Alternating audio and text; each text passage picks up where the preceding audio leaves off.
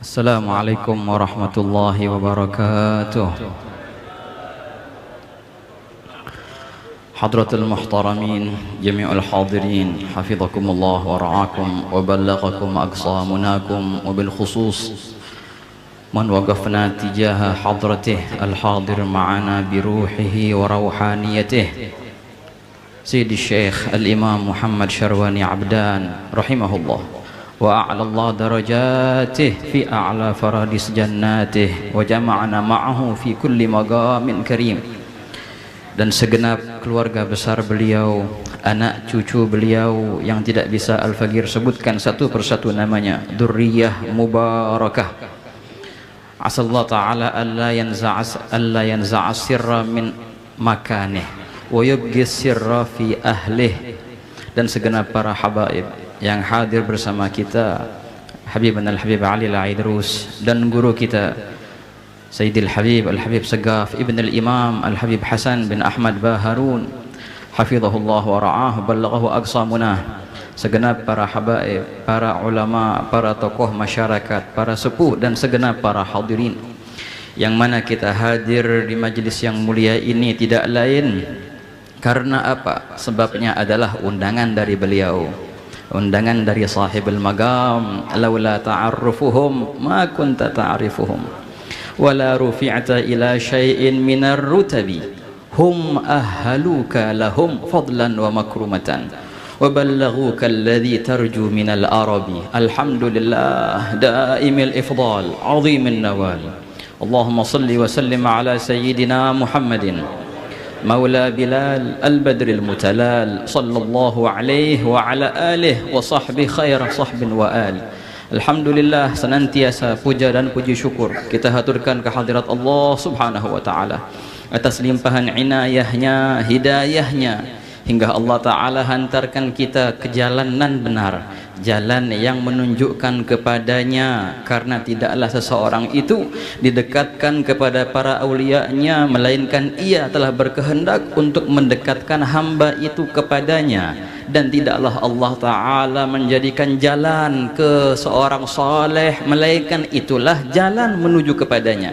Subhana man lam yaj'alid dalil ala awliya'ih illa min haitsu dalil alaih wa lam yusil ilaihim illa man arada an yusilahu ilaih. Ibn Athaillah Sakandari berkata dalam hikamnya, Maha suci Allah yang tidaklah Allah Ta'ala membuat suatu dalil, petunjuk menuju kepada awliya'nya melainkan itulah petunjuk dan jalan untuk menuju kepadanya, dan tidaklah mendekatkan seorang hamba kepada mereka melainkan Allah telah berkehendak telah mendekatkan orang itu kepadanya. Jangan kita kira kita hadir ke tempat ini dengan tiket kita, dengan ongkos kita, dengan mobil kita, dengan sepeda kita, atau dengan motor kita, dan jangan kira engkau hadir dengan telapak kakimu. Kalau bukan karena panggilan dari mereka, engkau tak akan bisa hadir ke sini, ikhwani.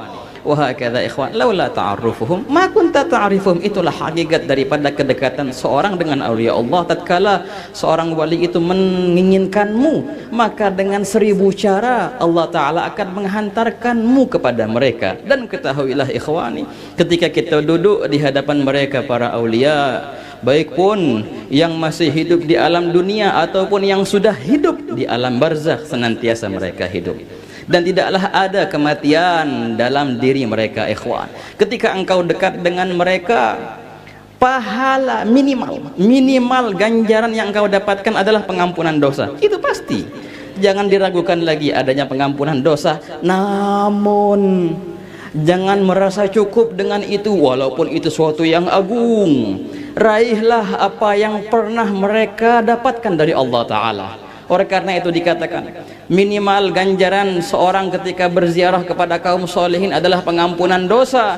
Dan maksimalnya apa? Tahu maksimalnya apa? Engkau bisa membawa balik magam beliau, engkau bisa membawa balik ilmu beliau, engkau bisa membawa balik kedudukan beliau, engkau menjadi bersama mereka. Itulah yang kita harapkan dari ziarah yang mulia ini, ikhwan. Alhamdulillah, Allah Ta'ala hantarkan kita kemana? Allah Ta'ala hantarkan kita kepada para pewaris Nabi Muhammad sallallahu alaihi wasallam. Baginda Nabi mewariskan ilmunya kepada para sahabat, kemudian mereka mewariskan kepada para tabi'in, generasi demi generasi. Yahmilu hadzal ilma min kulli khalafin uduluh yanfuna anhu tahrifal ghalin wa intihalal mubtilin wa ta'wilal jahilin. Baginda bersabda, senantiasa yang membawa bendera ilmu, panji ilmu ini, siapa yang membawanya? Mereka adalah orang-orang yang udul, yang adil, yang mereka tugasnya itu menjaga agama ini, ikhwan.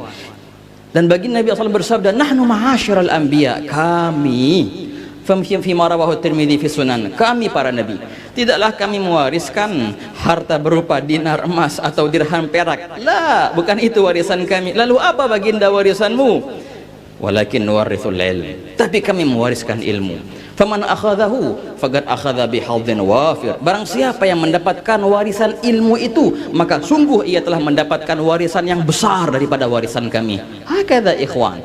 Dan alhamdulillah Allah Ta'ala sampaikan warisan baginda. Allah Ta'ala perdengarkan kita suara Rasulullah Sallallahu Alaihi Wasallam melalui gema-gema yang berupa itu suara para ulia, suara para ulama. Tersampaikanlah kepada kita bayangan Nabi Muhammad Sallallahu Alaihi Wasallam. Begitulah ketika engkau melihat gurumu, begitulah ketika engkau melihat seorang ulama, wahakadha, dengan gabul wal iqbal wal wasl wal ittisal. Hatta gabalat mir'atuhu mir'ata man hasal al-gabulu lahu min al-iqbal. Imam Abdurrahman bin Abdullah al-Faqih berkata dalam Raf'ul Astar, begitulah keadaan sebenarnya.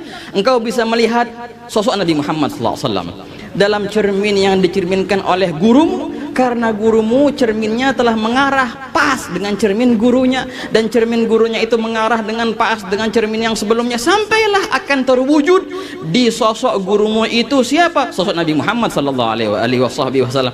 Bahkan engkau pun bisa juga mencerminkan Rasulullah dengan syarat engkau punya kaca bersih.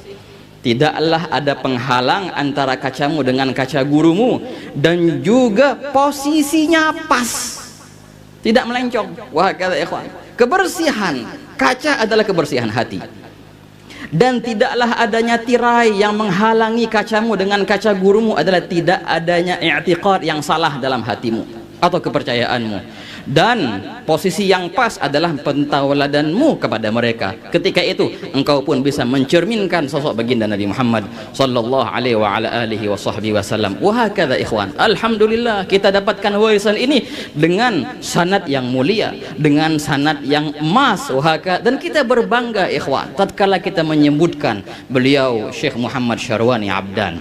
Dalam manaqibnya kita mendengar pernah belajar di Al-Haram. Bukan hanya belajar, kalau belajar banyak, tapi beliau mengajar, pernah mengajar di Masjidil Haram ikhwan. Dan dahulu dikenang ada sudut tertentu di Masjidil Haram yang senantiasa di situ diisi oleh para pengajar dari Jawa, dari Indonesia.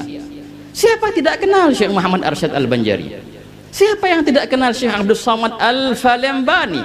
Wah, kata ikhwan, senantiasa kitab-kitab hadis terukir dengan nama-nama mulia mereka. Kalau kita melihat sanad-sanad ahadis, baik pun ummahatus syid atau yang lainnya, kebanyakan kita akan mendengar 3 serangkai nama yang luar biasa.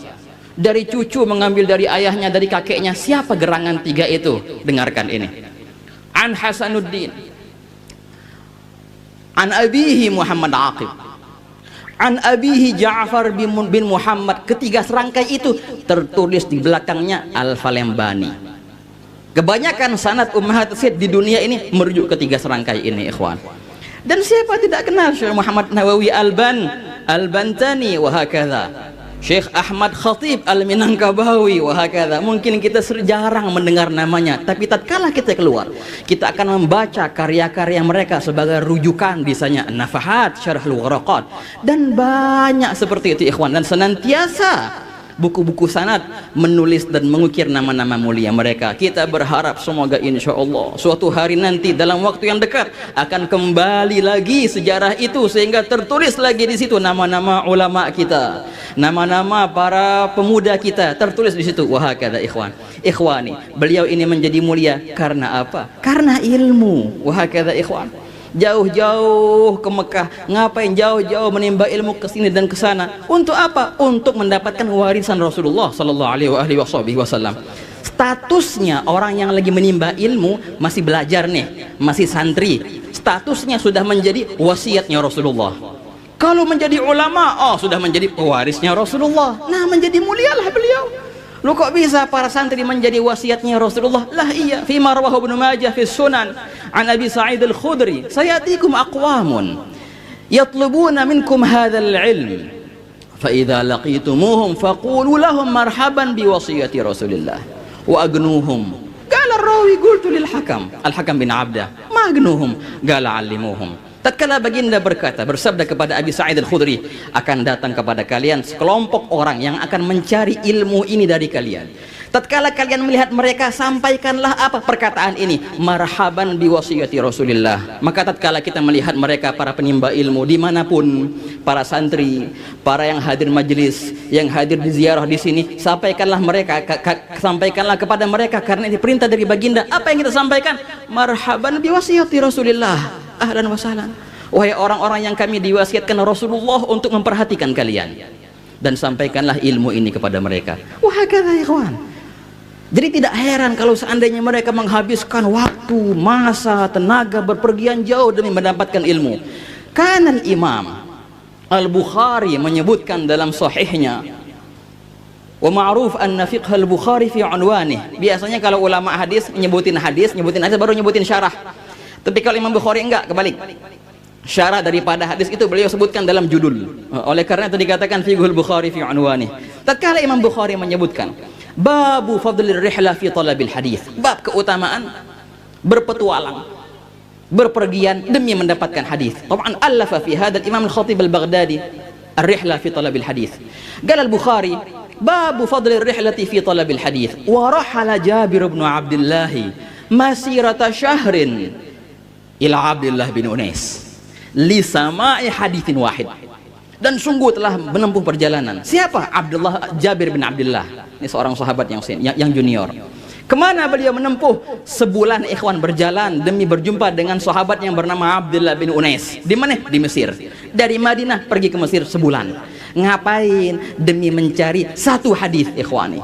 Tatkala beliau mendengar ada hadis tentang keadaan manusia di padang mahsyar, sahabat pada masa itu yang mendengar langsung dari Rasulullah sudah tidak ada. Tinggal satu-satunya orangnya Abdullah bin Unais. Akhirnya beliau menempuh perjalanan itu. Kemana? Ke Mesir. Setelah mendengar hadis itu dari Abdullah bin Unais, balik lagi langsung ke Madinah. Sehingga Imam Ibn Nasruddin Ad-Dimashqi mengarang kitab ikhwan dalam cerita Jabir bin Abdullah, Juz'un fi rihlati Jabir. Nah, beginilah cara mereka menimba ilmu. Beginilah cara mereka masuk ke rantai yang sangatlah mulia. Abdullah bin Mubarak berkata dalam muqaddimah Sahih Muslim, laulal isnad lagala man syaa ma syaa. Kalau bukan karena sanad, kalau bukan karena rantai ilmu, orang bakal sembarangan ngomong. Alhamdulillah ikhwan, kita mendapatkan ilmu warisan Rasulullah dengan sanad yang jelas dari guru-guru kita, orang-orang yang mulia. Sanad yang kalau dibacakan kepada orang gila insya Allah sembuh. Begitu ikhwan, nama-nama mulia di sana. Makanya kalau zaman sekarang engkau mau masuk ke dalam lingkaran warisan Rasulullah, masih ada peluang ikhwan, masih ada peluang namamu entar diukir di kitab-kitab hadis itu. Bagaimana caranya? Cari guru-guru yang benar, cari guru-guru yang bersambung sanadnya ke beliau, cari orang-orang yang pernah menimba ilmu, bertatapan wajah dengan wajah, al-jathi' ala rukab ma'rukab wahakadha, lutut bersambung dengan lutut, kedekatan yang luar biasa. Itu dengan ini kita bisa mentransfer ilmu wahakadha, bukan dengan medsos, bukan dengan sosial media. Kan sekarang banyak nemu hukum di mana? Lihat di YouTube katanya. Nemu di mana? Baca di Google. Sanadnya kemana? Engkau bisa pertanggungjawabkan itu. Haddatsana man haddatsak bihadza. Tapi kalau seandainya engkau duduk di hadapan mereka, menimba ilmu mereka dengan ijtihad, dengan badalul juhud wal ijtihad, engkau akan masuk ke dalam lingkaran yang mulia itu. Wah, kata ikhwan. Dan jangan lupa, tujuan dari ilmu itu adalah apa? Apakah ilmu ketika engkau dapatkan agar engkau menimbang orang lain? Engkau mengukur orang lain? Tidak, tidak. Ilmu akan menghantarkanmu sehingga engkau bisa mengetahui kekurangan dirimu. Wahakadha, itulah ilmu yang benar. Wahakadha ikhwan, al-ilmu khasyah kulluh yu'raf bidzaka ahluh wa laysa bil agwali wa kathratil jidali. Kan Imam Malik bin Anas berkata, laisa ilmu bi kathratir riwayah walakinnal ilmu bil khasyah. Bukanlah ilmu itu dengan banyak hafalan, walaupun perlu hafalan itu ikhwan. Penting kita menghafal dulu. Orang yang hafal Bukhari, yang hafal Muslim, yang hafal Ummahat Sid, yang hafal Minhaj di Jawa, di Indonesia, di Banjar banyak ikhwan. Mari kita lestarikan hakata ikhwan. Dan jangan lupa, semoga ilmu itu menghantarkanmu untuk engkau bisa dapat khasyah kepada Allah Ta'ala. Semoga Allah Ta'ala yabarina walakum fi hadal majmal azim. Wa rabbana insya'a yulhiqna bihaulal gawm ya rabbi bihaqqil gawm nalhaq bihim fil yawm wa ma jara min lawm yughfar bijahillah ya rabbi bihim wa bi ahlihim ajil bin nasri wa bil faraji birahmatika ya arhamar rahimin. Wa sallallahu ala sayyidina Muhammadin wa ala alihi washabihi wasallam. Alhamdulillahirabbil alamin. Tidaklah al-fakir berdiri di sini melainkan buah daripada bibit yang beliau telah tanamkan kepada murid-muridnya. Wassalamualaikum warahmatullahi wabarakatuh. Waalaikumsalam warahmatullahi wabarakatuh. Jazahullahu khairan al-Habib Ahmad Mustafa bin Syahab.